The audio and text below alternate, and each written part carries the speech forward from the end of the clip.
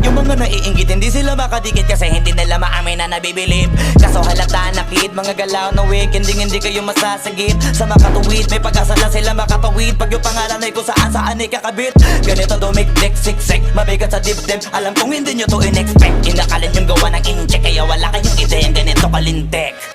Kahit na sa mga libleb, kumakalat na pangalan na may nabinitbit. Habang yung mga gumigit-git ay nakakalat kaya minsan parang ang sarap nila iligpit. Puro parinig, kala nyo di ko naririnig. Madalas kasi hindi na lang ako umiimik. Matagal na panahon ko nang gusto mga labit. Kaso iniisip ko may bata na nakikinig. Pag ako nagpaulan ng bara ay hindi pilit unlimited. Kahit yung bawat titik ay hindi tinitipid. Nagdidikit-dikit, ngayon mag-iisip ko kung bakit ganito ko mag-isip hindi nagigipit. At kahit na nakapikit, nakadilat o tirig man na mata, wala ka na masisilip na ikorek. Isipin mo na lang kung paano ko sinitay-hitay yung salita para napunit ang damit. Ito na yung katotohan na masakit na nung kami umentra, yung mga bida ay naging extra. Nagbukas sila na pag-iwanan na ng petsa. Ito yung ebidensya, laki ng diferensya.